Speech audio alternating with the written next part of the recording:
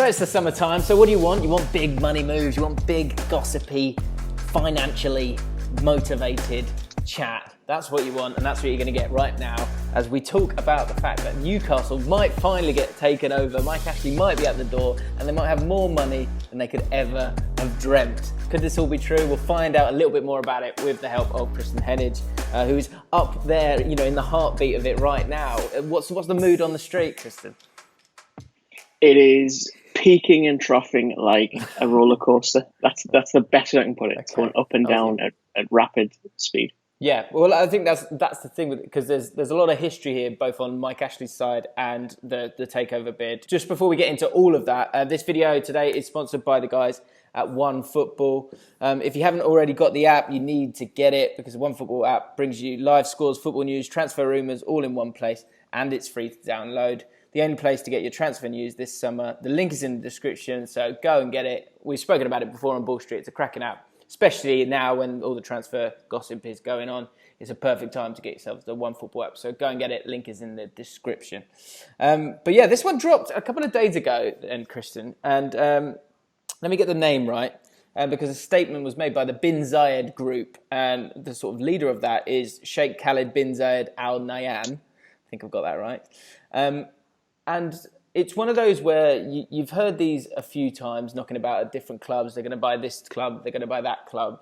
But for Newcastle, there's been such kind of heartache since Mike Ashley's put the club up for sale. And he's put up the club for sale a good few times. So where were you when you heard the news, and what was your initial kind of response and feeling to it? I was just coming through the door, having been out with some friends in Newcastle of all places, and catching up. And my initial response was, stop me if you've heard this before, because I've seen the Stavley bids. I've seen all these different groups supposedly come forward with the intention of buying Newcastle, and they stand at the edge of the minefield and then see how far they get. And it's very rare that one has even come as close to this current bid. So I think that's possibly what's fueled the optimism, is that, oh, crikey, we've not seen anyone claim they've agreed everything, that that it's moving forward, that they have this funding, all these kind of nuanced aspects of it. I think the sort of previous sort of misgivings of those bids and it not working out time and again, you used the word minefield there. What are your feelings on it, on the fact that it hasn't been, a club this size hasn't been sold yet? What has been that minefield? Has it been Mike Ashley, or has it been just people that aren't truly being serious when they say that they want to buy the club?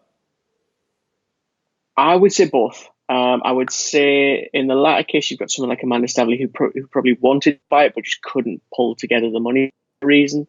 She had a bit of a history with Liverpool, similar to this chap that we're discussing here, where she talked about it, she talked a great game, but ultimately, from people I spoke to in Liverpool, she was a glorified tyre kicker. Now, what do you mean by that? At the same, in terms of, she talked a great game about wanting to buy the club, about being able to finance it, but ultimately nothing ever came to fruition. When very basic requirements were asked of her in terms of proof of funds, nothing ever happened. Right. And then it just petered out. At the same time, kind of running parallel to that, is an owner in Mike Ashley who has made it incredibly difficult to sell this football club, because he wants a very set price, which is 350 million, which it's fluctuated down to 300 at some points, but he wants it all up front, no clauses. Peter Kenny wanted to put relegation clauses in, wanted all these kind of different contingencies to protect his investment. And Mike Ashley wasn't interested in that. And as people have pointed out as well, the fact that he gets such free, ubiquitous advertising for Sports Direct. If you've ever been to St James's Park, it is everywhere.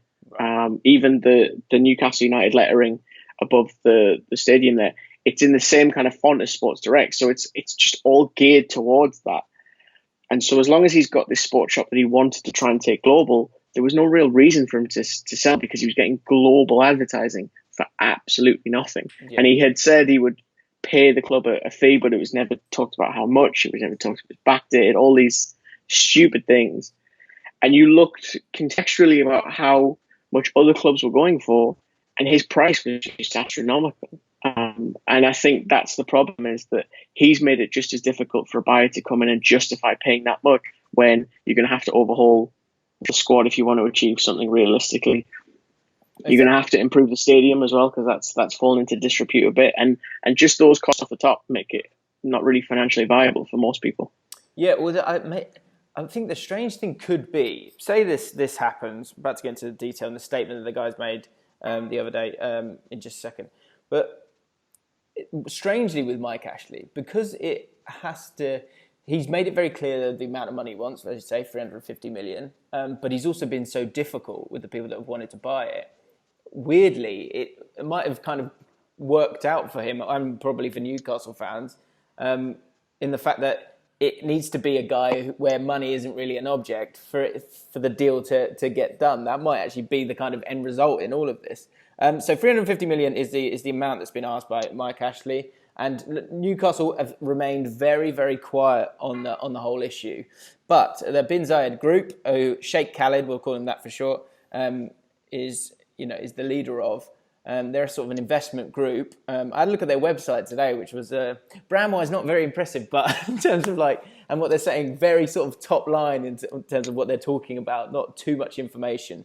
But having read a few articles, it was suggesting that this guy does very well and is is a smart man. I think he's 61, was at Boston University, has a PhD from Michigan State in finance, so knows money as well as just having money. But the statement that they came out, which suggests that it could be something that really, really could happen in the next few days, was this. We can confirm the representatives of His Highness Sheikh Khaled bin Zayed Al Nahyan are in discussions with Mike Ashley about his team, about the proposed acquisition of Newcastle United Football Club. We view it as an honour to have the opportunity to build on the strong support, history and tradition of the club. We have agreed, this is the thing I think is really interesting, really telling.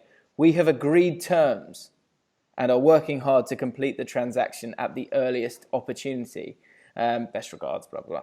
Now, that for me, that agreed terms, that kind of bit of detail, before that it's all a bit top line, but to say that and to also be confident to say we're looking to complete this transaction at the earliest opportunity, it suggests that it's on, isn't it?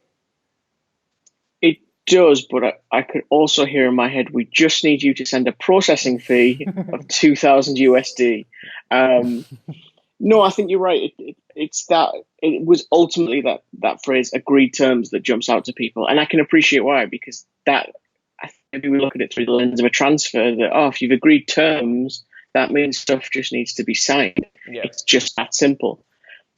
Takeovers in general are not that simple, unfortunately. There has to be due diligence often on both sides. You have to go through everything from top to bottom, and it can take a lot of time. And often, funnily enough, you find the takeovers that never reach the public domain until they're complete are ultimately the ones that go through. The ones that leak beforehand, it's usually in the very, very, very final stages, which is not where I think this one is. And I think that's where it's been difficult for the press, because you've got the Middle Eastern side of things. You have everyone from sports writers to sports TV hosts, people saying, welcome to the Premier League, congratulations. I think one of the legal team for the group said, you'll get the good news on Friday. And then you have the English side of things speaking to their contacts based here, and they're saying, pump the brakes a bit. Caution, this is not as far ahead as people want you to believe. And I think ultimately that is really the best way to articulate it. It's a lot like transfers. George Colkin of Times really explained this quite well, is that when you report on a transfer, and I've had this happen myself, you can speak to, say, 3 people, someone at the club, an agent, someone close to the player, and you can get 3 different answers. Right. And that's the problem, is that if we're sat in a room discussing the sale of your house, for example, that process can change during the course of our conversation. But if I nip out for 5 minutes and say, yeah, I think he's going to sell it, and then we go back in and you say, I'm really not that interested, and you go out and then tell someone else, it really quickly descends into he said, and that is not only difficult to say at speed, but it is difficult to report on. Yeah, I get what you're saying. And I guess, there is that history of sort of a previous failed bid to buy Liverpool just last year. I think that was around the kind of 2 billion mark or something like that. So this is obviously a hell of a lot less, but they were unable to kind of to provide proof of funds, to provide that £25 million deposit, which when you look at the kind of overall wealth of this family, you think that shouldn't be a stumbling block. So that's what confuses me a little bit. That if with these guys, I think the one thing we are sure of is that they have a hell of a lot of money, and so for them to not push forward with the proof of funds, that's the thing that I get a little bit confused with. But they failed at that door before. But do you think that could be different on this occasion because it is a sixth of the size? It could, and from what I had read as well, there were other parties involved in that deal, which complicated it further. I think if this one was to go ahead, it would be simplistic because it sounds as if there's only one group involved. You don't have to really dice things up in that same way as you might with Liverpool. I also think as well, we look at, say, Manchester City and who they're owned by, and we assume that everyone from that part of the world would operate within the same way. And I think that's maybe where it's a little bit different. I saw comparisons to Sheffield United's owner, if this was to go through, that actually, it would not be, there's 100 million, there's 200 million for a player, go and do what you have to do. It would be a lot more considered. Now, I would argue that's possibly perfect for someone like Rafael Benitez, who is willing to work within that, and I think would almost relish the long-term aspect of things of, look, we've just bought the club, we want you for 5-10 years, whatever, tell us what you need and we'll work at it. And he can be a bit more measured in his approach. So I think there's a lot of nuance here that can just be cast away when you just read the headline and see Middle Eastern group agrees sale of Newcastle related to Man City.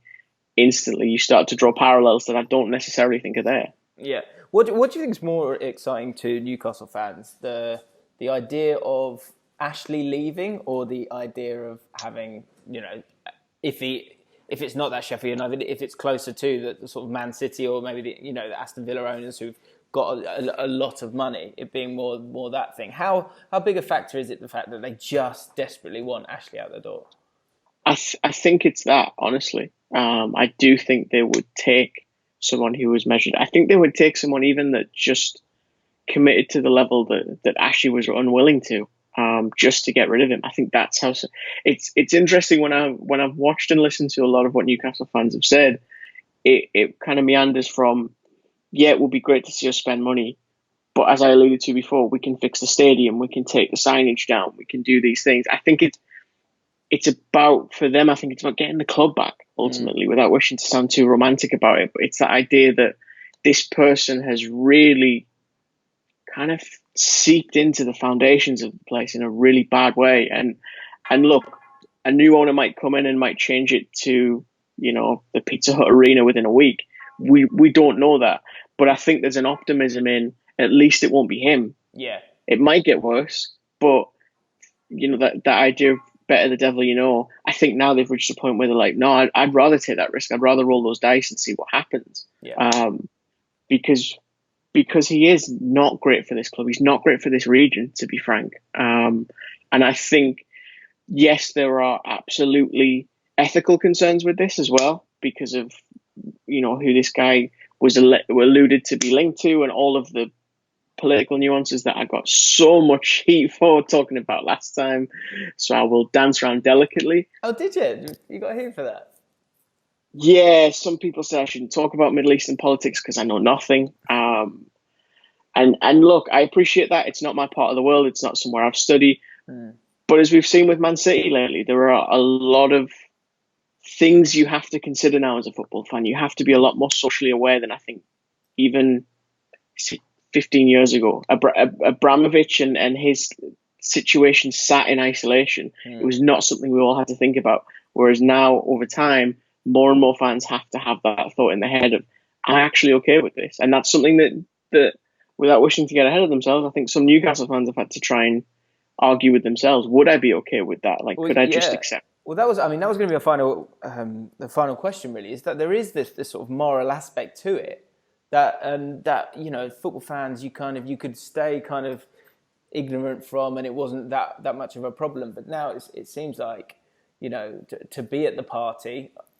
there, those kind of things are happening, and that makes it much. The emotion of football is such a huge part of it, and so anything that takes away from that is a problem, especially when it kind of conflicts with your reasons for supporting a club, which of course have got nothing to do with that initially. And so for Newcastle as a club that's got real integrity, certainly from the fans, that is going to be something that they're going to have to think about if this does go through. Absolutely. And equally, what right is it of people like myself to lecture those fans and tell them, you have to think this way, you have to have this social conscience about who's signing those checks? I mean, can it be as simple as 11 people on a field? That is an existential question I don't think we'll be able to answer in a video. But we can have a good go if you're willing to pay by the hour. Yeah. I'm not sure how much I can offer in that conversation either. So maybe we'll call it a day there. Kristen, thank you so much. If people want to sort of see more and hear more from you, where can they go on Twitter?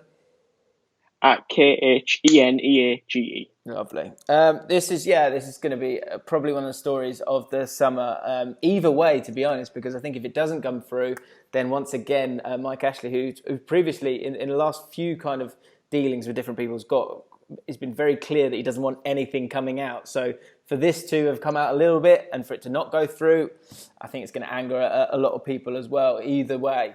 So let us know your thoughts in the comments below. If you've enjoyed this video, then why not subscribe to Bull Street and like the video. We'll see you soon.